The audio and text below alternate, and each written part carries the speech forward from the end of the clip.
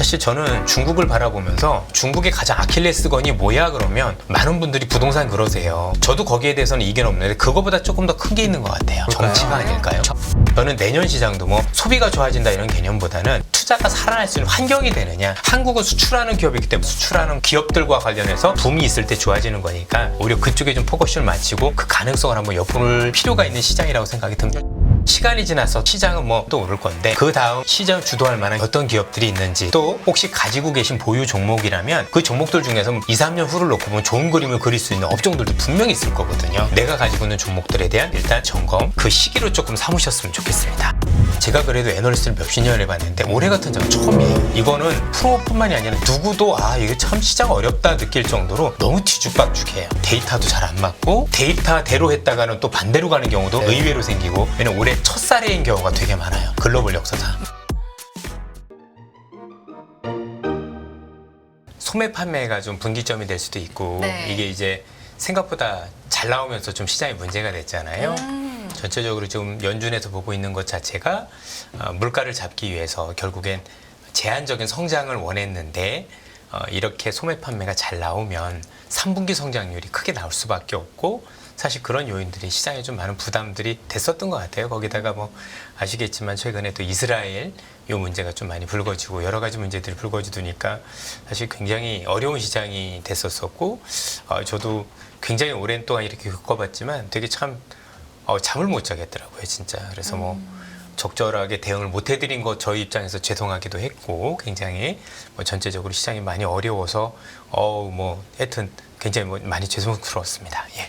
그래도 모처럼 좀 시장에 숨이 트이는 날. 그래도 오늘 좀 반등해서. 오늘은 지수만 많이 오른 게 아니라 거래도 좀 되고 종목 수도 되게 많았고 상승률. 그래서 조금 실제로 좀 상승장 같은 느낌이 있었잖아요.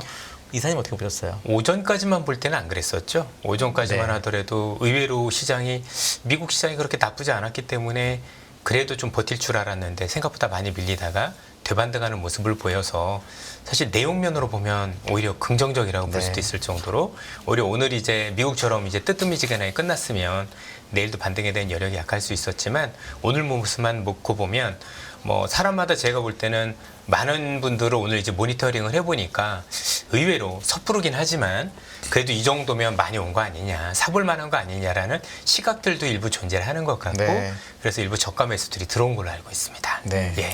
지난주에 오셨을 때와 이번 주에 오늘 오셨을 때랑 뭔가 좀 눈에 띄게 달라 보인다라는 지점이 있었을까요? 아니면 큰 맥락에서 비슷할까요? 있었다라고 생각을 하고요. 그동안에 저희들의 고민이 뭐였었냐면 연준도 마찬가지고 실제 제가 최근에 한 일주일 나온 연준 자료를 다 뒤져봤습니다. 그랬더니 의외로 연준도 고민이 많았어요. 무슨 얘기냐면 야 이렇게 금리 올렸는데 왜 경기가 안 꺾이지? 또는 인플레이션이 왜 안 잡히지에 대한 고민을 최근에 클리블랜드 연은에서도 보고서를 내놨습니다. 그게 이틀 전인가 이렇게 내놓고 왜 이렇게 안 꺾일까? 물가도 안 잡힐까? 뭐 그 원인은 역시 튼튼한 고용 때문에 뭐 힘들다 이런 얘기가 있었었고 그러다 보니까 굉장히 좀 얘기들이 많았죠. 특히 여러분들 지난주부터 이번 주까지에는 아주 시장을 보는 각도들이 굉장히 양극단이었던 게 뭐 대표적인 게 미국 쪽 중심으로 몇 군데에서는 야 이렇게 가다가는 1987년에 있었던 블랙 먼데이 같은 사건이 올 수도 있다라는 보고서들도 나왔고 또 반면에 그렇지 않을 거다는 보고서들도 나오고 있어서 시장을 바라보는 투자자들 입장에서 또 분석하는 미국에서 유수의 IB들조차도 정말 생각이 극단적으로 갈렸었던 그런 시장이었다라고 보여지는데 오늘 사실 시장 반등을 이끈 가장 큰 이유가 잘 아시겠지만 빌 에크먼이라는 사람이 뭔가 단초를 줬잖아요. 그리고 이분 말고도 빌 그로스라는 사람도 오늘 시장에 단초를 줬는데 이게 연준이 우려했던 것하고 조금 괴리가 있었던 부분을 좀 살펴주는 것 같아요. 좀 구체적으로 말씀드려보도록 하겠습니다. 연준은 여러분도 아시겠지만 데이터 디펜던트라고 그래서 지표를 보고 하겠다. 이런 식의 생각이 강했었고 그동안의 연준의 시각은 그동안 금리를 많이 올리긴 했는데 뭐 지원 효과도 얘기를 하고 이렇게 올려놓으면 이게 경제에 미치는 영향이 좀 시간이 걸립니다.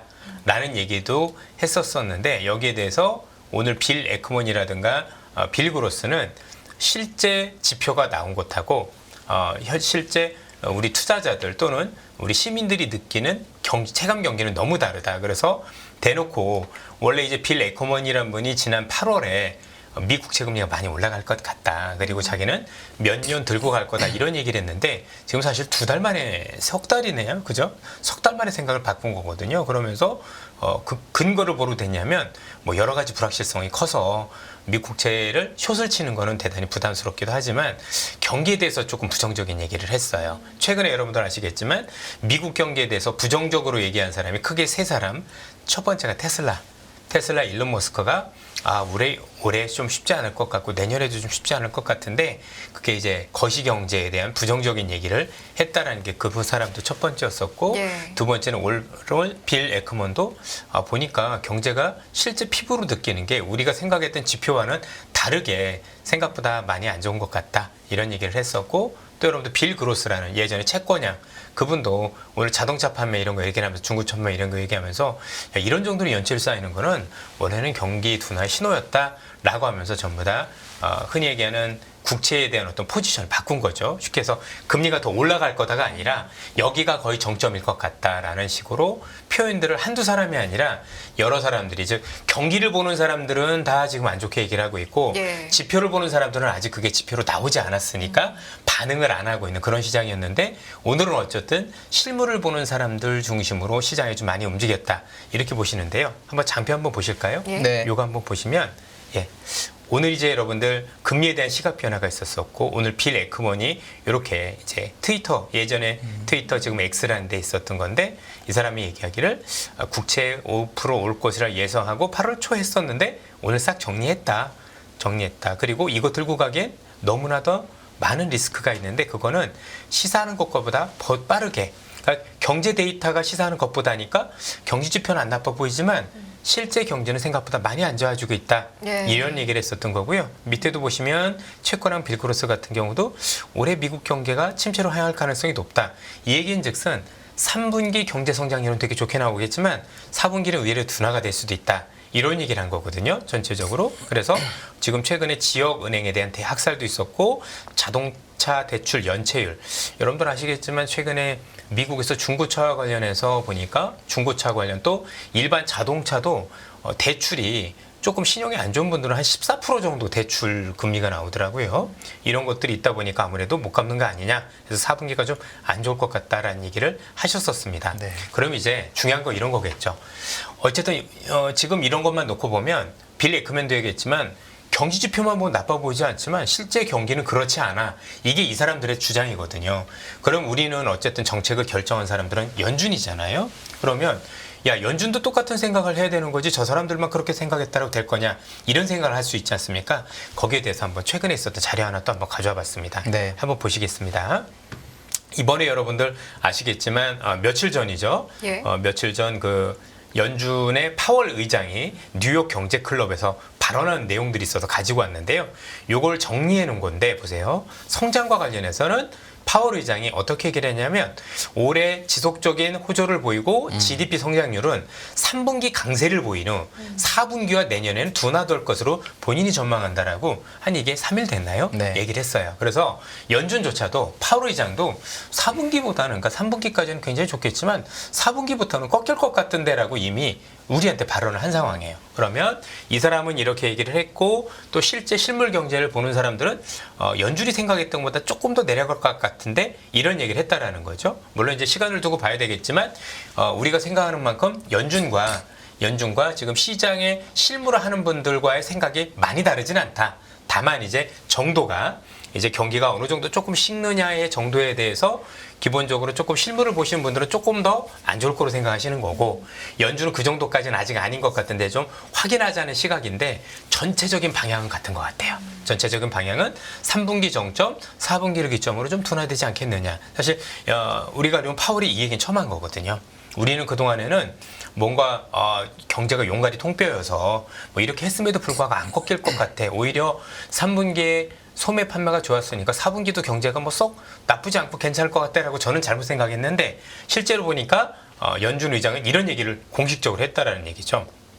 이게 중요한 게 연준도 이런 생각을 했으면 사실 우리 입장에서 지금 하이어 포 롱고라고 그래서 더 높게 더 길게 그 중에서 우리가 지금 제일 두려워하는 것 중에 하나 더 높게잖아요. 네. 그럼 최소한 더 높게라는 것에 대해서는 이제는 정점이라는 기대를 조금씩 가져도 되는 네. 구간이 오는 것 아니냐라는 것에 대한 게 오늘 시장 반등의 이유라고 볼 수 있을 것 같고, 사실 그래서 롱고도 무섭죠. 더 길게 가는 것도 무섭겠지만 어쨌든 더 높게가 어느 정도 우리가 이제 임계치가 돼 딱 거기서 끝나야 그러면 지수는 바닥을 잡을 수 있을 거니까 거기에 대해서는 그래도 아직까지는 좀 더 확인해야 될 부분이 있겠지만 나름대로 기대는 품어볼 만은 하다. 다만 이제 이런 것들을 지표가 이제 11월부터 나오는 지표부터 확인하면 되겠죠. 거기가 4분기니까 천천히 확인하면서 그게 한 달 한 달 어느 정도 확인이 되기 시작을 하면 의외로 당연히 미국의 금리 인상은 끝났다라는 표현도 될 수가 있겠지만 만약에 지금 연준이 생각하는 것보다 아까 실물을 보는 분들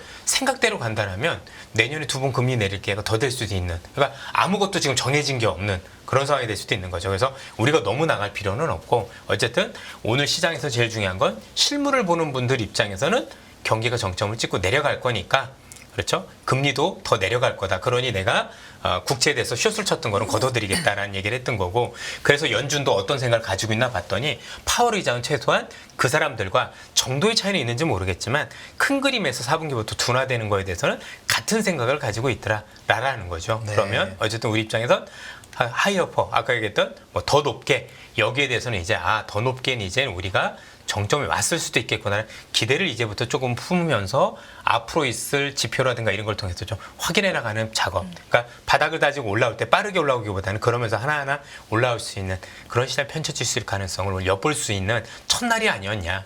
근데 좀 하루만 가지고 얘기하기 좀 너무 섣부르고 네. 그래서 좀 그런 게 오늘 시장에서 여러분들이나 저나 봐야 될 좀 어느 정도 아이디어였다 이렇게 생각이 됩니다.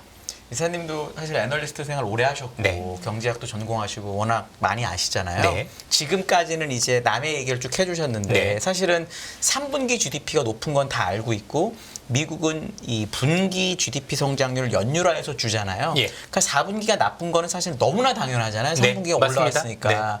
그런 관점에서 이사님의 의견을 한번 저는 좀 들어보고 싶은데 어떻게 보시나요? 왜냐하면 저는 4분기 나쁜 거는 너무나 당연한 맞아요. 것 같아서. 저는 예. 이제 당연히 이 정도 금리면 어느 정도 못 견딜 거라고 생각을 하고 지난번에 나왔었을 때도 어떤 말씀을 드렸었냐면 미국의 최근에 어떤 카드와 관련해서도 그렇고 연체율도 조금씩 높아가고 있고 학자금 대출이나 이런 것 때문에 경기는 현 수준보다 좀 둔화될 거라고 생각을 해서 사실 한 4.89 정도가 이번에 채권 시장에서 어느 정도 정점이 아니겠느냐. 10년물 금리 기준으로요? 10년물 네. 기준으로. 네.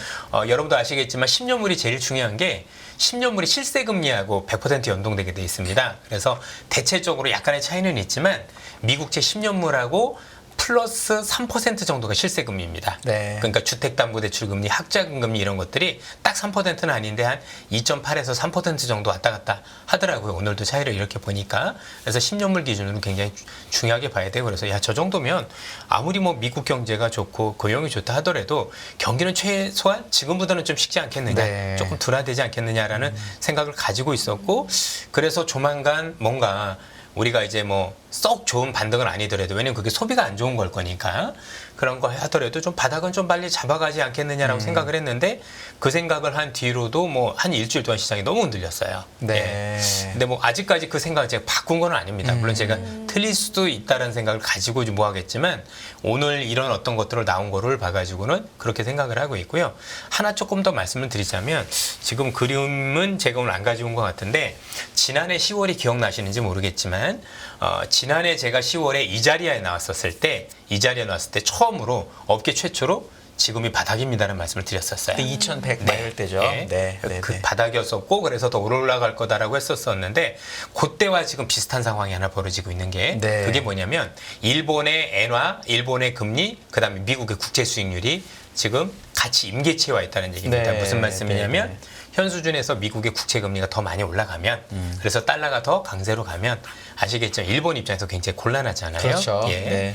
계속해서 일본의 국채 금리가 올라갈 수도 있고, 그러면 엔화 그것 때문에 문제가 돼서, 왜냐면 최근에 채권 자경단이 다시 움직이고 있다는 얘기가 나오는 게, 이 친구들이 움직일 때는 단순하게 미국이 금리가 올라갈 것 같다라고만 해서 움직이지는 않고요. 항상 보면 국제적인, 예를 들면 유럽이라든가 일본하고 뭔가 연결고리가 있었을 때, 야, 이건 미국이 이대로 가면 다 죽겠는데 라고 할 때 보통 이렇게 포지션을 구축하는 경우들이 많거든요. 그래서 지금도 그 임계점에 와 있는 게 사실은 어느 정도 확인이 되고 있습니다. 일본도 지속적으로 지금 뭐 정책과 관련해서 불안한 얘기들 하고 이렇게 보면 뭐 어쨌든 간에 이것만 같이 놓고 보면 앞서 말씀드린 것과 같이 맞물려서 제가 볼 때도 뭔가 하이어퍼, 즉 더 높게라는 거에 대해서는 이제 마무리에 대한 신뢰를 조금씩 더 쌓아가는 재료도 될 수도 있겠다라는 생각을 가지고 있습니다. 그래서 어이없게도 그때 지금 두 번에 걸쳐서 지금도 바닥이 조금씩 있었을 가능성. 물론 아직 이스라엘이 좀 남아 있으니까 그렇죠. 뭐 여러 가지 변수가 있다는 점에서 우리가 함부로 지금 딱 이렇다 이런 얘기는 못하지만 하여튼 인플레이션만 놓고 보면 경기가 둔화되는 건 보인다라고 하니 그렇게 보면 뭔가 여기에 대해서는 좀 신뢰를 가지고 있을 필요가 있지 않느냐 싶습니다. 예. 네, 정확하시네요. 네. 예, 지정학적 리스크 관점에서 이제 어떤 의견 가지고 계신지 여쭤보고 싶은 부분도 있는데 일단 최근에도 보면 뭐 금 가격 오르고 있고 아무래도 뭐 러시아 우크라이나에 더해서 지금 중동 상황도 네. 얹어졌으니까 비트코인도 엄청 올라요. 네. 네, 물론 다른 이유도 있지만. 네. 네. 일단 채권은 지금 어때요? 채권 뭐 전체적으로 놓고 보면 고객들 중심으로도 먼저 사자고 하시는 분이 생길 정도로 네. 이 정도 금리면 더 올라가도 한번 해보겠어. 네. 뭐 길게 가져오면 되잖아. 뭐 이런 분들이 만기까지 갖고 있으면 되는 거니까. 네네. 어차피 그렇죠. 되는 거니까. 그렇죠. 예. 네. 만기까지 들어가면 사실 손해 없이 그렇죠. 원금하고 다 받을 그 수 이자 있으니까. 무조건 확보인 거죠. 그래서 네. 이제는 뭐 이 정도면 되지 않겠느냐는 분들도 굉장히 많으신 것 같더라고요. 근데 뭐 아시겠지만 지금 지정학적 얘기도 지금 여쭤보셨는데 물론 아무도 알 수는 없습니다. 우리가 지금 우크라이나 전쟁에서 지금 몇 년을 걸었잖아요. 그쵸. 이것도 어떻게 될지 아무도 알 수는 없는 건데 지금까지만 돌아가는 거 놓고 보면 어쨌든 미국은 모든 힘을 다해서 확전되는 걸 막으려고 한다. 라는 어떤 의지는 확실히 보여주고 있다라고 보여지고 외교전과 관련해서 그리고 오늘 이제 여러 가지 소식들을 보면 여러 가지 소식 중에 뭐가 있었냐면 미국에 있는 해병대 장성 아마 중장이신 것 같은데 3스타죠. 그분을 파견하겠다라는 얘기를 하는데 이분을 파견하는 가장 큰 목적이 뭐냐면 지금 만약에 이스라엘 군대가 가자 지구에 들어가더라도 네. 사실은 큰 무리 없이 하자. 그러니까 쉽게 얘기하면 민간인 살상을 그렇죠. 최소화하면서 그렇죠. 우리가 이걸 하마스의 거점만 치겠다는 의도를 확실히 보여준 거예요. 그러니까 지금 이스라엘도 지금 여러분들 아시겠지만 전체적으로 지금 외교전이나 이스라엘 아니면 이란까지 마찬가지지만 전부 다 약간씩 곤란하다는 입장을 자꾸 보이고 있는 것 같아요. 예를 들어서 이스라엘도 지난번에 그 무슨 병원 그 사건 있었을 때도 지금 그거 뭐 하마스가 한 거 아니냐 뭐 아니면 또 이스라엘 한 거냐 왈가왈부하고 있지만 전체적으로 우리는 그런 걸 하지 않았다 이런 발을 그렇죠. 빼는 모습이어서 뭔가 민간인에 대한 어떤 피해를 주는 거에 대해서는 되게 조심하려는 의지를 보였고요. 실제 아시겠지만 지난주에 원래 지상전과 관련해서 군대가 들어갈 거라는데 지금도 미루고 있잖아요, 지속적으로. 그래서 한 가지 분명한 건 나중에 어떻게 될지 모르겠지만 이스라엘도 지상전을 함에 있어서 굉장히 조심스럽게 민간인 피해를 최소화하려는 최선의 의지는 확실히 보여준 거는 우리가 보이고 있다. 그리고 미국도 지상군이 들어가는 걸 막진 않겠지만 거기를 점령하는 걸 일단은 레드라인으로 그러면 안 돼라고 얘기를 하고 있고 또 혹시 이 사람들이 들어가서 실수할까 봐 여러분들 IS하고 같이 전쟁을 했었던 경험이 있는 해병대 중장을 보내서 이 사람들은 이렇게 다뤄야 돼. 거기에 뭐 땅굴 많고 이렇다고 하잖아요. 그렇죠. 그래서 이쪽만 이렇게 정밀하게 해서 소통하는 쪽으로 가자 쪽으로 몰고 가고 있는 거 보면 전체적으로 우리가 생각했던 확전에 대한 우려는 조금씩 잦아드는 모습이었었던 거고 오늘 아마 여러분들 한겨레 신문이나 경향신문도 보시면은요 두 군데서 오늘 기사가 되게 잘 나왔던데 이란도 되게 곤란하다. 왜냐면 그렇게 들어가기에는 경제도 되게 안 좋고 국민들의 반발도 되게 심하고 여러 가지가 있다 보니 네. 이란도 고민하고 있다는 기사가 공식적으로 많이 나오기 시작을 했습니다. 당연히 물론 이들 국가 말고도 전체적으로 무슨 뭐 러시아, 중국이나 이쪽에서도 야 빨리 휴전해라 이런 얘기를 하고 있고 아무래도 두 국가 전부 다 그러니까 두 국가는 아니죠. 한 국가와 한 단체가 전체적으로 지금 쉽지 않은 일을 하고 있고 워낙 이번에 일을 크게 벌려서 뭔가 쉽사리 이렇게 막 판단하기는 어렵지만 어쨌든 시간이 지날수록 하마스도 그렇고 이란도 그렇고 미국도 이스라엘도 보다 더 조심해서 뭔가 치러야 되겠다는 생각들을 많이 가지고 있는 게 아시다시피 이게 미치는 영향이 전 세계가 요즘은 다 보고 있잖아요. 그래서 아무리 이스라엘이 뭔가 이번에 싸움에서의 어떤 반작용이 정당하다 하더라도 그렇다고 민간인을 살상하는 건 아니지 않느냐라는 공감대들도 있고 미국에서 국론이 둘로 쪼개진 거 알고 계실 거예요. 전체는 아니지만 유럽에서는 아시다시피 최근에 생겐 조약 즉 유럽 국가들끼리 서로 국경 없이 돌아다닐 수 있는 게 국경이 막힐 정도로 거기도 지금 종교 간의 갈등이 커지고 있습니다. 아시다시피 예전에 메나 사태라고 해서 북아프리카 사태 이후에 생각보다 많은 아프리카에 계셨던 분들이 굉장히 많이 이쪽으로 그랬죠. 오셨잖아요. 그죠? 난민들이 오시고 그러면서 종교적인 갈등이 커지고 있어서 유럽 곳곳에서 뭐 반발 시위 나고 이런 걸 보면 이게 뭐 단순히 이스라엘과 뭐 팔레스타인 이 문제가 아니라 글로벌적으로 전체적으로 종교 문제를 비하될 가능성이 있다는 점도 여기에 대해서 두 단체 즉 이스라엘과 우리가 아는 하마스가 뭔가 조금 이제 조심할 의도를 많이 비치는 거 아니냐. 그래서 뭐 지금 방금 전에도 보니까 하마스가 인질을 또 뭐 얼마나 풀어주겠다 이런 얘기도 하고 있고 또 미국은 야, 인질 석방이 먼저다 뭐 이런 얘기도 하고 있어서 어쨌든 전쟁으로 뭐 번지는 건 최소한 막겠다는 의지들은 계속 보이는 것 같아요. 그래서 시간이 흐를수록 그게 더 전쟁으로 확전이 될 가능성이 높다가 아니라 시간이 지날수록 더 조심하려는 의지가 보인다라는 거고 하는 게 지금까지의 제가 봤던 지정학적 문제인 것 같습니다. 제가 그거 하나만 더 여쭤보고 싶은 게 유가가 이런 중동의 이슈가 터졌음에도 불구하고 많이 오르지가 않았어요. 어제 85달러 WTI 정도 되는데 이걸 우리 이사님 어떻게 해석하시나 궁금한데 경기가 진짜 나빠질 것 같아서 빠진 건지 아니면 확전이 없을 것 같아서 빠진 건지 시장은 도대체 뭘 반영했을까요? 저는 두 가지라고 보여지지만 그래도 전쟁이 확산에 대한 우려가 줄어든 게 더 먼저라고 생각을 해요. 왜냐하면 최근에 유가가 아시겠지만 요 문제가 있기 전에는 안정화되고 있는 상황이었었거든요. 그런 상황에서 유가가 올랐었던 거는 결국엔 혹시 이란이 개입하고 그래서 호르무즈 해협을 뭐 막거나 아니면은 혹시 이런 국가 말고 다른 국가들도 뭔가 돼서 많은 문제가 될 거 아니냐 우려가 있었던 건 사실인데 시간이 지날수록 앞서 말씀드린 것처럼 각국이 보다 조금 더 신중한 모습을 많이 보이기 시작하면서 그 정도는 아닐 수도 있겠구나 라는 측면에서 일단 경기보다는 제가 보기엔 뭔가 지정학적 위험이 완화되는 것 조금 반영하기 시작했다라고 판단됩니다. 시장 가격이 원래 제일 정확하니까 맞아요. 그럴 수 있다라고. 네. 알겠습니다. 중국 상황도 좀 짚어볼까요? 중국 증시 하락도 우리 시장 만만치 않던데 이게 요인을 한번 분석을 좀 해봐야 될 것 같아요. 중국은 어느 정도 저는 지금 답이 정해져 있는 게 지난번에도 말씀을 드렸던 부분인데 이번에 정책 전환되고 여러 가지 때문에 경기에 대한 바닥에 대한 기대는 있는 것 같은데 문제는 올라오는 속도나 이런 거에 대해서는 아직 신뢰가 없는 부분이 있고 사실 저는 중국을 바라보면서 요즘 중국의 가장 아킬레스건이 뭐야 그러면 많은 분들이 부동산 그러세요. 저도 거기에 대해서는 이견 없는데 그거보다 조금 더 큰 게 있는 것 같아요. 뭘까요? 정치가 아닐까요? 정치. 이런 거죠. 그 국가가 잘 되려면 내국인만 가지고는 안 되잖아요. 수출 수입도 자유로워야 되고 예를 들어서 우리가 중국과 관련해서도 뭐 자유롭게 교육도 가능해야 되는데 오늘 제가 조금 재밌는 얘기를 들었어요. 중국에서 직접 들은 건데요. 중국 쪽에서 이제 소식이어서 들린 건데 하나는 모 외국계 증권사 애널리스트가 중국 경제를 비관적으로 전망을 했다가 중국에 잠깐 입국했는데 출국 정지를 당했다라고 하더라고요. 이게 반간첩법인 거잖아요. 오늘 있었던 일인 것 같아요. 그래서 이게 신문에 나진 않았는데 이제 중국 내에서는 이제 그거를 알고 있는 것 같아서 사실 그럼 누가 중국 가고 싶겠어요? 못 가죠. 그렇지 않겠습니까? 못 가죠. 하나가 더 있었던 게 이거 좀 우픈 현실이긴 한데 우리나라가 국경절 때 국경절이라고 하면 안 되지. 우리 10월 2일 날 대체휴일이 있었었잖아요. 그죠? 그때 많은 분들이 해외여행 가려고 했는데 이제 중국으로 이제 몇 친구들이 갔나 봐요. 그래서 이제 중국에 있는 현지애들이 야, 너 왜 왔어? 그랬더니 야, 표고를 하니까 중국밖에 없었어. 아무도 중국을 안 가는 거죠. 그렇죠?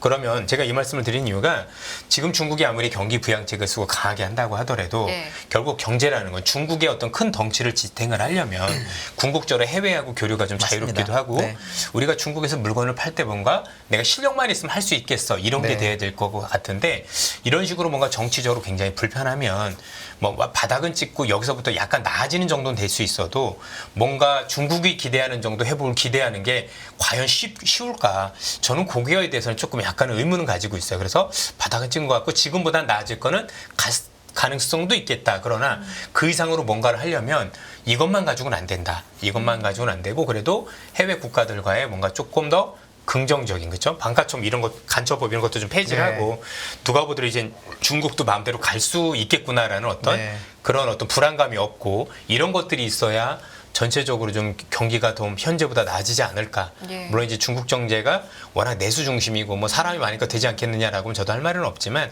그런 생각이 좀 많이 들었어요. 그래서 저는 다른 걸림돌은 오히려 부동산은 돈 쓰면 되고 정책 네. 쓰면 되지만 사실 정치적인 부분은 우리가 해결할 수 있는 문제가 아니니 요게 아마 중국 경제가 올라올 때마다 의외로 발목을 잡는 건 부동산보다도 부동산이 아닌 게 아니라 오히려 이쪽이 조금 더 우리 입장에서 뭔가 불편한 이슈가 될 수도 있지 않느냐. 그래서 결론은 바닥은 찍은 것 같다. 지금보다 조금 나아질 것 같다. 근데 그 이상으로 뭔가가 되려면 사실 정치적으로 뭔가 약간은 그래도 우호적인 모습을 많이 보여야 되는 거 아니냐. 이런 생각을 좀 많이 가지고 있습니다. 혹시 26일하고 이제 28일에 왕이 국무위원 외교부장이 미국을 가서 네. 이번에 11월에 혹시 에이펙에서 시진핑하고 바이든 대통령이 만나는 뭐 의논한다는 뉴스가 사실 나왔잖아요. 네. 그러면서 오늘 중국장도 뭐 그렇게 어느 정도 반등하고 뭐 이러고 이런 것도 영향이 있는 것 네. 같은데 혹 이게 예측이 너무 어려우니까 그냥 예측이라고 하면 너무 이상하고 그냥 어떻게 될 것 같은지 그냥 사실 얘기해 주시면 어떨까요? 이건 어떻게 될 것보다는 우리의 기대인 거죠. 왜냐하면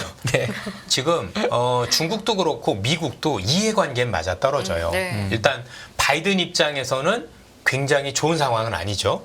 지금 뭐 여론조사로도 계속해서 공화당 대선 후보들한테 밀리고 있는 상황이 네. 확실하고 만약에 이대로 가서 금리에 대한 부정적 영향이 실제 경기에 반영되면 그것도 만만치 않은 영향이 될 거고 그렇게 생각을 했었을 때 결국 물가도 잡으면서 경기를 나쁘지 않게 할 수 있는 돌파구는 우리도 다 알고 있는 거잖아요. 네. 중국에 대한 관세를 네. 철폐하는 것. 네. 그러려면 그 무엇인가에 대한 논의가 있어야 되는데 그러기 위해서 올 때는 먼저 왕이 부부장이 먼저 갔다라고 네. 생각을 하고 그리고 나서 이제 11월에 잘 아시겠지만 에이펙 회담에서 뭐 100% 그날 딱 가시적인 성과는 아니더라도 네. 뭔가 시장에 기대를 품어줄 수 있는 걸 하기 위한 게 우리 현재는 만나기라도 좀 희망입니다. 해도 오랫동안. 그럼요. 그렇죠. 왜냐면 네. 이제 이런 생각을 한번 해보면 중국의 시진핑 주석은 갈 때 자기도 이제 체면이 있을 텐데 그냥 네. 가지는 않을 거거든요. 네. 그렇죠?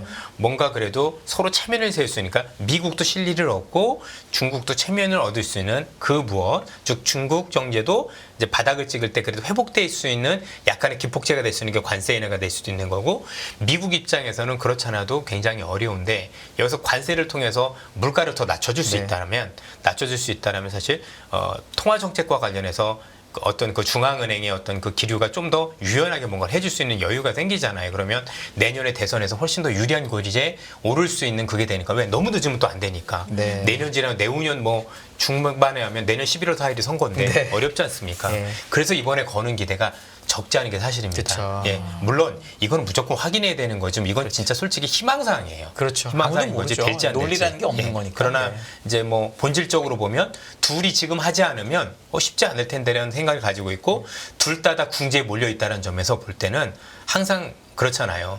항상 적이라 하더라도 공통의 적이 생기면 힘을 한번 합치는 것처럼 그런 기대는 한 번은 할 만한 시기는 되어가는 것 같다라는 측면에서 왜냐면 지난번에도 샌프란시스코에서 안 만날 것처럼 하더니 갑자기 뭔가 성사가 되는 거 보면 네. 이와 무관하지 않을 수도 있다라고 생각은 가지고 있습니다. 네. 예. 좋은 포인트. 네. 중국 이야기를 하니까 채팅창에서 진님께서는 중국 관련 소비주 이야기도 해봤으면 네, 좋겠다라고 하시는데 사실 다음 달 11일에 관군제가 있잖아요. 소위 이제 중국 최대 쇼핑 네, 성수기라고 하는 시기인데 잠깐이라도 이제 소비가 되살아날지가 일단 첫 번째 질문이고요. 두 번째 질문은 여기에 연쇄적으로 업종이 되살아난다면 어떤 업종 주목하고 계신지 사실 이번에 여러분도 아시겠지만 중국의 국경절 때 중국 내수 소비는 나쁘진 않았어요. 네. 근데 그 친구들이 해외로 돌아다니면서 돈은 안 썼다라는 게 좀 문제가 되는 거고 또 소비의 형태가 많이 바뀐 것도 확실히 해 보이죠.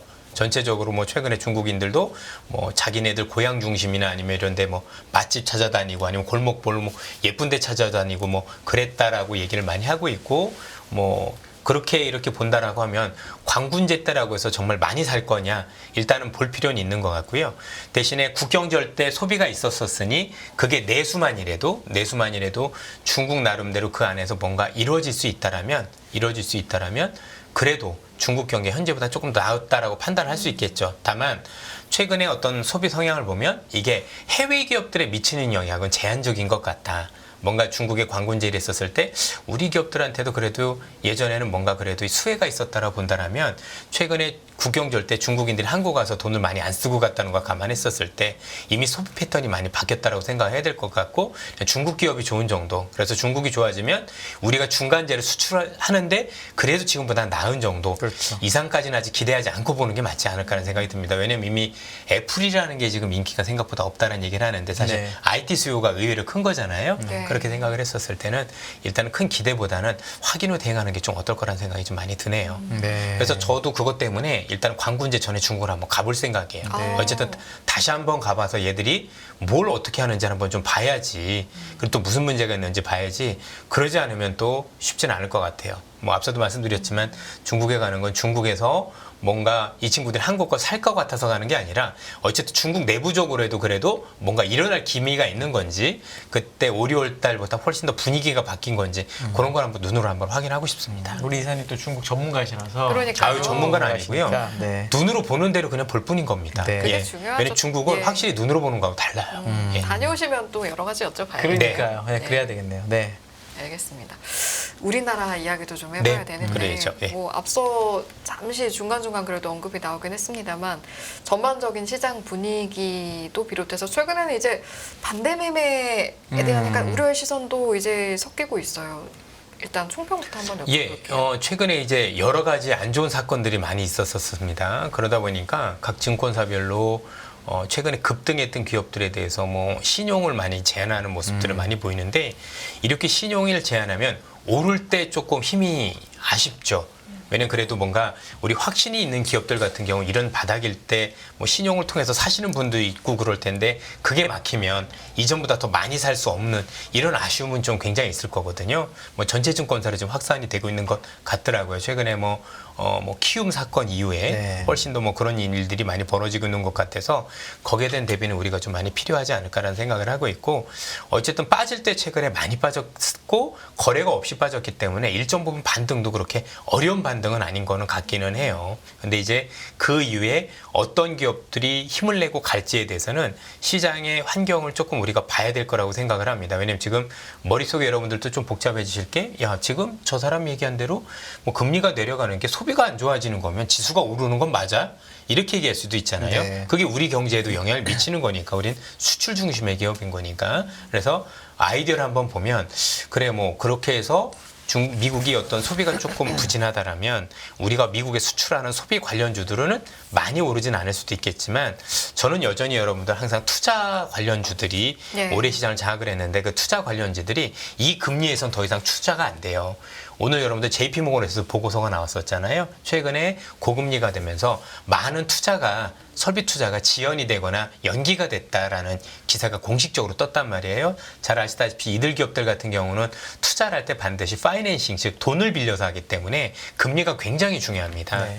어차피 정부가 돈을 쓰는 거고 그런 상황이라는 걸 놓고 보면 전체적으로 금리가 조금 더 현 수준보다 안정이 된다라면 금리 때문에 현재 어려워졌던 투자 관련 기업들이 네. 혹시 다시 반등할 수 있을지 거기에 대한 고민을 저는 우선적으로 좀 할 필요가 있는 게 아닌가 하는 생각이 좀 듭니다. 이게 지금 말씀하신 부분이 네. 워낙 그 옛날부터 이 태조 이방원의 아버지시라고 네. 아, 그렇죠. 너무 잘 예. 해주시는데 어제 미국 시장을 보면은 그 투자 관련된 기업이라고 할 수 있는 기업들이 사실 많이 빠지고 예, 맞아요. 어제는 그리고 나스닥에 있는 아주 빅테크만 올랐잖아요. 근데 하루 만에 분위기가 또 오늘 또 물론 미국 시장이 어떻게 될지 모르긴 한데 그 기업들이 빠질 때는 이제 결국 경기 둔화를 반영해서 사실 우르르 빠진 거거든요. 아닙니다. 그 투자 관련주들은요 경기를 둔화를 반영했다기보다는 네. 최근에 뭐 태양광 이런 것들이 미국에서 대표적이라고 볼 수가 있을 것 같은데 금리 이런 문제들 때문에 실제 많은 딜이 취소가 되거나 지연이 됐어요. 네. 그래서 유럽에서 예를 들어서 태양광을 내가 하겠습니다. 아니면 뭐 신재생 에너지로 무엇을 하겠습니다라고 했다가 그게 많이 뒤로 밀렸어요. 네, 그것만 예. 말고 네. 에너지, 소재, 산업재 아, 그렇죠. 이런 게 그런 것들. 어제 싹 다 예. 빠져가지고 그게 이제 그럼 그게 다 그냥 금리하고 이런 쪽으로 보는 영향 게 경기라는 그건 경기하고도 영향이 있다고 봐야 되겠죠. 네, 근데 네. 올해 아시겠지만 올해 시장 올라올 때 미국도요. 사실 빅테크 몇 개 빼고 올라온 적이 없어요. 다우나 마이너스입니다. 네, YT도 맞습니다. 지금. 실제로도 올해 놓고 보면 빅테크 몇 개 올라올 때 몇몇 종목 이렇게 특이하게 올라온 기업들이 있어도 전체적으로 쉽지 않았던 그런 모습이었었고, 최근엔 또 미국 같은 경우 우리나라 시장에도 나중에 영향을 미칠 것 같은데, 최근에 그 비만 약이 나왔잖아요. 네. 그러면서 소비 관련주들이 이상하게 많이 빠졌어요. 그러니까 예를 들면 뭐 코카콜라라든가 네. 이런 그 식음료 관련주들이 결국은 안 먹게 하는 거니까, 그러다 보니까 전체적으로 많은 영향을 많이 받고 있어서 이게 도대체 경기 때문에 빠진 건지 이런 변화 때문에 빠진지 어려울 정도로 사실 다우가 안 좋은 모습을 보인 것도 사실이었었거든요. 네. 그래서 저는 내년 시장도 뭐 소비가 좋아진다 이런 개념보다는 과연 투자가 살아날 수 있는 환경이 되느냐, 그게 일단 첫 번째로 중요하다고 생각을 하고, 우리나라도 왜 우리나라 올해 내내 올랐던 기업이 그 관련 기업들이었기 때문입니다. 네. 그렇죠? 두 번째는 미국 관련해서도 빅테크, 특히 뭐 AI 쪽과 관련해서 뭔가 지금까지 있었던 혁신이 뭔가 제대로 이제 사업성이 보이고, 그다음에 가시적으로 사업 모델이 우리가 보더라도 와, 이런 건 진짜 AI를 접목해서 대단해진데, 이런 것들이 나오기 시작한다라면 우리나라 시장에서도 그와 된 관련 기업들이 좀 좋아지지 않을까. 어차피 한국은 수출하는 기업이기 때문에 뭔가 우리 스스로 좋아지진 않잖아요. 그렇죠? 결국에는 우리 수출 비중이 최근에 높아졌던 미국이 우리가 수출하는 기업들과 관련해서 있는 산업들이 뭔가 붐이 있을 때 좋아지는 거니까, 오히려 그쪽에 좀 포커스를 맞추고 그 가능성을 한번 엿볼 필요가 있는 시장이라고 생각이 듭니다. 여전히 그런 쪽이 좋다. 네네. 오늘 같은 경우에 사실 방사는 좀 주식이 안 좋고, 그건 좀 다른 이슈였던 것 같아요. 오늘은 다른 네, 이슈였나요? 오늘은 예. 여러분들 아시겠지만 푸틴 얘기가 나왔어요. 좀 네. 진실인지가 확인이 안 되네요. 그럼요. 전혀 모릅니다. 그런 뉴스죠. 근데 네. 네. 시나리오를 그려보는 분들이 있었는데, 예를 네. 들면 푸틴 건강 이상설이 나오면 물론 어떻게 될지는 모릅니다만, 그렇죠. 여러 가지가 될 수 있겠지만, 일단 한 가지는 분명한 건 전쟁 의지가 많이 약화되지 않겠느냐, 이전보다. 그러면 지금 얘기 나오는 게 휴전이 우리가 생각했던 것보다 조금 더 이르게 오는 거 아니냐. 네. 그럼 이게 여러 가지로 볼 수가 있는 게, 첫 번째 당연히 방산 같은 경우는 조금 우리가 모멘텀을 단기적으로 상실할 수 있을 가능성이 높지만, 또 반면에 더 큰 재건이라는 이슈가 있잖아요. 네. 아마 오늘 변압기가 그래서 올랐던 것 변압기가 같은데, 그 현대일렉트릭 많이 재건에 대한 올랐더라고요. 이슈 네. 이런 것들 때문에 오를 수 있고, 하나 더 생각할 수 있는 게, 그럼 미국이 더 이상 우크라이나에 대한 지원을 더 안 해줘도 되잖아요. 그렇죠. 그런 국채를 덜 찍을 수도 있는 거예요. 금리 더 내려갈 수 그렇죠? 있다. 지금 여러분들 네. 이번에 미국 바이든이 이스라엘 도와주자고 1,000억 달러 요청했잖아요. 근데 실제 이스라엘 도와주는 데는 140억 달러밖에 안 돼요. 네. 거기에 우크라이나 지원 600억 달러였어요. 네, 나라가 훨씬 네, 크니까 훨씬 그렇겠죠. 크죠. 그래서 네, 네. 사실은 먹목은 이스라엘 지원해야 되는 거 아니냐는데, 거기다 쓱 껴서 사실 우리가 이스라엘 지원은 얼마 없고 거의 다 우크라이나 지원이 60% 차지하는 그 법을 내놨거든요. 그죠? 그럼 600억 달러면 적은 숫자가 아닌데, 향후에 어쨌든 이런 어떤 그 푸틴 이런 문제들이 불거져서 이게 연결이 될 수 있다라면, 앞서 말씀드린 것처럼 미국은 재정 적자를 덜 감당해도 되는, 그래서 금리 입장에서 놓고 보면 위쪽보다는 아래로 향할 수 있는 재료가 될 수 있는 거고, 또 재건에 대한 어떤 기대가 확산이 될 수 있는 거고, 또 당연히 그렇게 되면 에너지 가격이나 식품 가격, 거기가 또 우크라이나가 곡창지대잖아요. 그렇죠. 그죠? 그것과 관련해서 된다라면 일단 제가 보기엔 물가 입장에서는 우호적인 변수인 것 같아요. 그리고 앞서 보더라도 투자 관련주들은 네. 미국도 있지만 이중으로 뭔가 혜택을 볼 수 있을 네. 가능성. 다만 앞서가 말씀드렸지만 그런 쪽에서 또 아까 무슨 기대가 있던 방사나 이런 건 또 어려워질 수 있는, 네. 그런 또 이분법적으로 해석해 볼 수 있는 것도 사실 언젠간 올 수도 있는 거니까, 그렇죠. 이런 어떤 시나리오를 미리 생각해 보시는 것도 좋은 것 같습니다. 네. 네. 네. 매매 전략 측면에선 어떤 말씀 해주실 수 있을지 궁금한데, 사기도 어렵고 팔기도 그럼요. 어렵다 이런 말들 많이 나오잖아요. 지금은 뭘 산다? 글쎄요. 살만한 돈이 있을까요? 그죠? 저희도 좀 쉽지 않았던 것 같은데, 지금은 보유하신 종목을 어떻게 잘 추스리냐가 네. 문제인 거라고 생각을 합니다. 일단은 손실을 줄이고 있는 상황에서 어쨌든 시장이 진정이 되고 나면, 시간이 지나서 또 시장은 뭐 시간이 지나면 또 오를 건데, 그렇죠. 그 다음을 시장 주도할 만한 기업들이 어떤 기업들이 있는지, 또 혹시 가지고 계신 보유 종목이라면 그 종목들 중에서 물론 지금 많이 빠졌지만 2, 3년 후를 놓고 보면 좋은 그림을 그릴 수 있는 업종들도 분명히 있을 거거든요. 그래서 그런 것들에 대해서 혹시 시나리오가 바뀐 건 아닌지 한번 점검을 해보면서 뭔가 다시 산다 안 산다 이런 개념보다는 내가 가지고 있는 종목들에 대한 일단 이 자리에서의 점검, 앞으로도 그렇지만 항상 시장에서 제일 무서운 건 시장이 다시 반등했는데 내 기업들이 거기에 속하지 못할 때가 제일 힘듭니다. 항상 빠질 때는 이번에는 전체적으로 시장과 관련해서 네 종목이니 내 종목이니 가리지 않고 대부분이 많이 빠졌기 때문에 시장 위험으로 간주할 수 있지만 나중에 혹시 반등하게 칠 때 그 반등에서 소외됐었을 때 그게 정말 힘든 거잖아요. 그렇죠? 야, 내 건 언제 올라? 이렇게 되고 그럼 지금이라도 갈아타야 돼야 하는데 반등한 종목은 비싸서 못 살 거고 내 건 너무 빠져서 야, 이걸 어떻게 팔아라고 하다가 또 괴리가 될 수도 있는 네. 올 초도 그랬었거든요. 그래서 거기에 대한 고민을 지금부터 서서히 해나가야 된다고 생각을 합니다. 그래서 뭔가 새롭게 산다는 생각보다는 혹시 시장에 바꿀 만한 그런 것들이 있는지 아니면 그래도 내가 가지고 있는 기업들이 2, 3년을 내다봐서 그래도 좋은 그림을 그리고 있는지 이런 여부를 판단하는 그 시기로 조금 삼으셨으면 좋겠습니다. 제가 진행자기도 한데 개인 투자자 입장에서 가끔씩 이제 나오시는 출연자분들께 여쭤보는 질문이에요. 손절을 안 하고 입절만 하면 좋겠지만 가끔 그럴 때가 있잖아요. 네. 지금이라도 손절하지 않으면 나 큰일 날지도 몰라. 라는 게 이제 저희 개인 투자자들이 가끔 하는 그렇죠. 생각인데 전문가 입장에서 이사님께서는 손절을 해야만 하는 시기가 있다면 그때는 어떤 기준을 가지고 결정을 해야 된다고 생각하세요? 사실 좋은 질문입니다. 보통은 네. 일반적으로 사람들이 퍼센트로 많이 생각을 하세요. 근데 요즘은 퍼센트는 아닌 것 같고요. 결국은 여러분들이 어떤 기업을 샀었을 때는 그 기업을 살 때 일단 단기적으로 사신 것도 있겠지만 사실은 조금 중장기적으로 큰 그림을 보고 사신 거잖아요. 그 그림이 훼손이 안 된다라면 굳이 손절에 내줄 필요는 없지 않을까. 대신에 내가 생각했던 것보다 더 많이 빠진다라면 혹시 그 그림에 이상은 없는지 꼭 따져봐야 되는 거지 않습니까?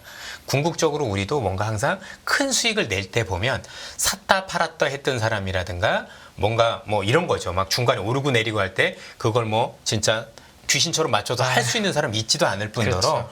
뭔가 중간에 팔았던 사람이 큰 돈을 번 사람이 별로 없었던 것 같아요. 네. 결국 뭔가 큰 그림이 그려지는 걸 우직하게 들고 갔던 분들이 승리를 했었던 경험이 있었던 거고 최근에까지도 그랬고 예전에 2000년대 초반에 조선주도 그랬고 2010년대 중후반에 뭐 중국 소비주 했던 사람들도 그랬고 또 올해 같은 배터리도 그랬었던 거잖아요. 그랬던 것처럼 중간중간에 이런 것과 관련해서 내가 생각했던 그림이 뭔가 변화는 없는지 이런 게 더 중요한 것 같습니다. 왜냐면 최근에는 워낙 시장과 관련해서 여러분들 나중에 진짜 한 1, 2년 지나고 보시면 알겠지만 여러분들만 힘드신 게 아니라 제가 그래도 애널리스트를 몇십 년을 해봤는데 올해 같은 장은 처음이에요. 네. 이거는 프로뿐만이 아니라 누구도 아 이거 참 시장 어렵다 느낄 정도로 너무 뒤죽박죽해요.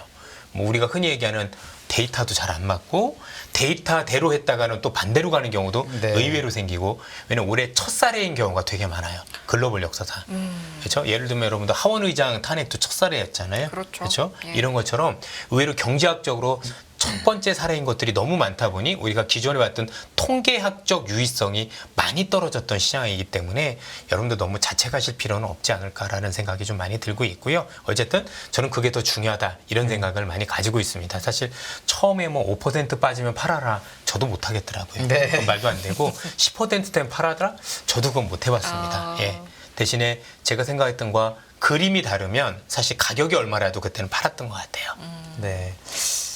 혹시 11월 1일에 이제 FOMC가 있잖아요. 네. 그리고 지금 이제 이번 주부터 연준위원들 블랙아웃 기간입니다. 그래서 아무 얘기도 이제 안 할 건데 이사님의 11월 1일 FOMC 기대 한번 얘기해 뭐 주시죠. 기대라기보다 네. 이미 시장에서 이분들이 얘기할 수 있는 건 다 얘기를 한 것 같아요. 말은 못 왜냐면 나오니까 블랙아웃이 못 나오니까. 말은 네. 못 나오지만 이미 저 정도 금리면 내가 금리 올리려고 했던 것보다 더 올랐는데라는 반응이 있는 게 네. 여러분들 한번 장표 한번 보시면 네. 예, 네. 장표 한번 보시죠. 그렇죠? 그래요. 예. 여기 한번 보시면 여러분들 최근에 금리 급등 원인에 대해서 뭐 우리 한은 총재가 대규모 재정 적자 때문이다라고 이런 얘기를 많이 했었잖아요. 그죠? 그러면서 지금 여기서도 얘기를 하고 연준 파월 의장도 얘기하는 부분들이 뭐냐면 야 최근에 이런 게 있었죠. 이것도 한번 볼까요, 여러분들? 최근에 소매 판매 이런 거 어떻게 생각하는지 이런 얘기도 있었는데 뭐 얘기가 있었던 것 같고 요거보다는 여러분들 최근에 금리 상승 여기서 기간 프리미엄이 주로 상승에 기인하고 네. 이런 얘기를 했거든요. 근데 이것과 관련해서 최근에 연준의 매파 중에 매파들은 이런 얘기 특히 로리 로건 같은 사람 대놓고 얘기했어요. 시장에서 기간 프리미엄이 생겨서 만약에 금리 올라간다면 이게 통화정책 효과가 분명히 있다.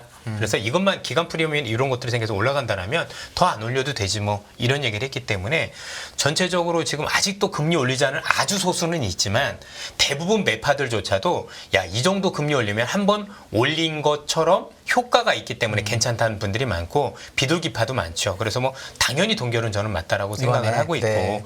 이제 우리가 봐야 되는 건 뭐냐면 앞서도 말씀드렸지만 연준이 보는 4분기 경기는 뭔가 네. 이게 중요한 것 같아요. 그죠? 앞서도 보여드렸지만 혹시 파월 의장과 생각과 비슷하게 연준의 이번 11월에서도 막 여러 가지 데이터를 보니까 4분기부터는 조금 경기가 현부제물 좀 둔화될 개연성이 높다더라라고 하면 아까 말씀드렸던 하이어퍼는 완전히 이제 끝났다고 봐도 되는 100% 신뢰를 해도 되는 우리 입장에서는 바닥에 대한 확신을 가져도 되는 그런 어떤 게 11월 1일이 될 수도 있겠다라는 생각을 가지고 있습니다. 아마 거기서도 더 높아야 된다, 많이 올려야 된다. 다수가 그럴 것 같지는 않아요. 네, 이번에 점도표가 없어서 아마 파월 의장이 말로 다 때울 텐데 그렇습니다. 그렇게만 말해줘도 좀 숨통이 트이겠네요. 그렇죠. 예. 그러니까 분명히 비둘기파적으로 얘기할 가능성은 없습니다. 그렇죠. 예, 예. 네. 그럴 가능성은 없지만 경기에 대해서 판단이 뭐 이제 지연 효과도 나타나고 있고 뭐 이런 얘기를 하는지 네. 그런 것들만 좀 지켜보시면 될 것 같아요. 근데 왜냐하면 이 10월 19일에 했던 뉴욕 경제 발언 클럽은 되게 중요한 게 이게 지금 열흘도 안 남은데 한 거잖아요. 그렇죠. 그럼 열흘 만에 설마 생각을 바꾸겠어요? 그렇죠. 그죠? 정말 바꾸면 나쁜 사람인 거죠. 그죠? 뭐 그렇게 열흘 만에 이렇게 비를 무슨 팍팍 큰일이 있기 바꾸면 전에는 그렇죠. 무슨 예, 갑자기. 큰일이 있기 전에 예. 우리가 생각하지 못한 일이 있기 전에 그건 아니라고 보면 제가 볼 땐 여기서 그렇게 벗어날 것 같지는 않고 네. 여러분들 여기 있는 이 사람이 이 문답한 그런 것들도 내용도 같이 있거든요. 이 자료를 제가 이렇게 했으니까 다운로드 받아서 한번 읽어보시면 네. 아 파월이 이런 생각을 했었구나. 그래서 전체적으로 보면 이 사람 얘기는 그냥 간단했습니다.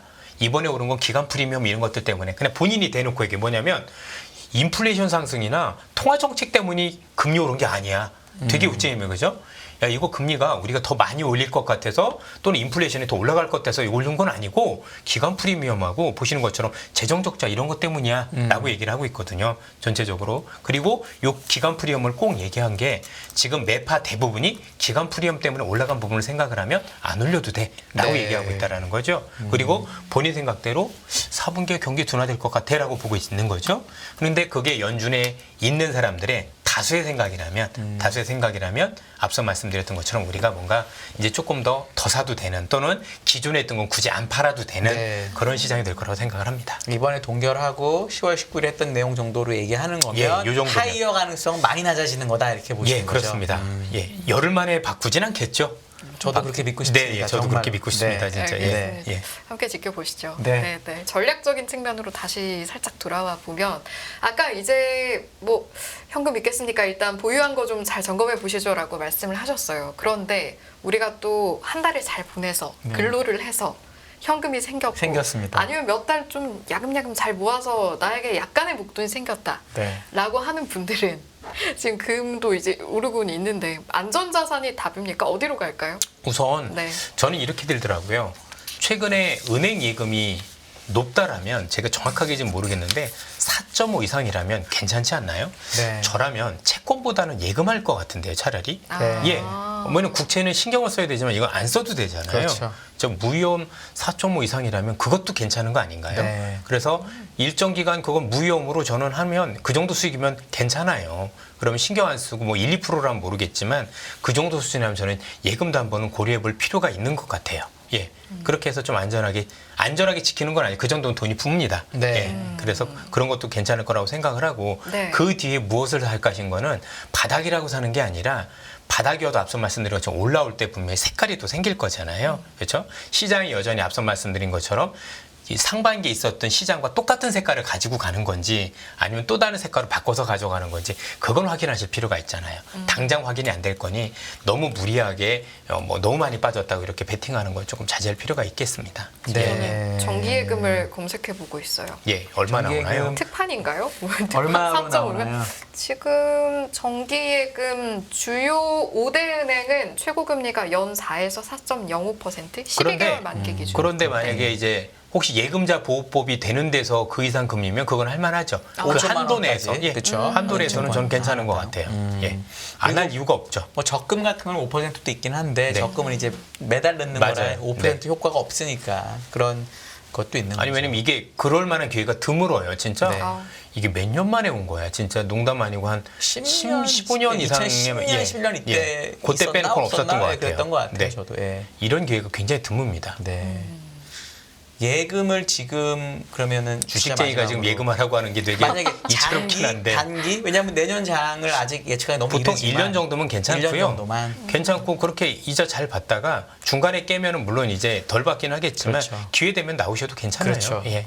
뭐 은행이 우리나라 은행이 안 망한다고 기본적으로 가정을 해야 되는 거니까 대한민국 은행은 워낙 건전하니까요. 그렇게 생각을 해야죠. 그렇죠. 워낙 건전하니까요. 네. 그래 한은이 금리를 더 올릴 수도 있다고 하니 네. 엄폭이 그렇죠. 같긴 한데 예. 그렇죠. 알겠습니다. 혹시 오늘 못다 하신 말씀이 있거나 시청자 여러분들께 당부하고 싶으신 내용 있으시다면 그 내용 듣고 마무리하도록 하겠습니다. 우선 네. 시장을 볼 때는 지금부터 시장에 대한 얘기들 면밀히 좀 살펴보실 필요가 있을 것 같고요.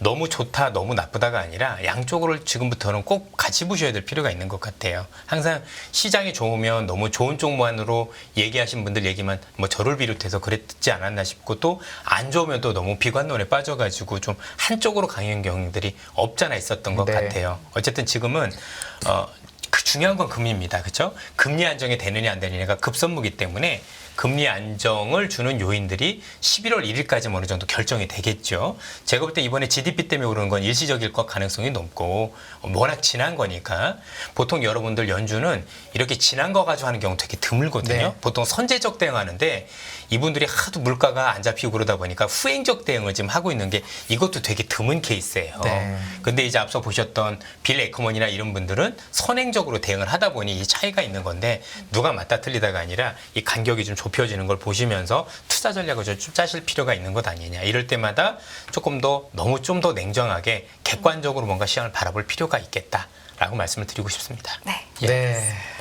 이 내용까지 저희 짚고 마무리하겠습니다. 오늘 1부 이 시간은요. 이선엽 신한투자증권 영업부 이사님과 함께했습니다. 고맙습니다. 예, 감사합니다. 감사합니다. 예. 네. 안녕하세요. 이승입니다. 더 많은 영상을 보고 싶으신 분들은 화면 오른쪽에 있는 구독 버튼을 눌러주시기 바랍니다.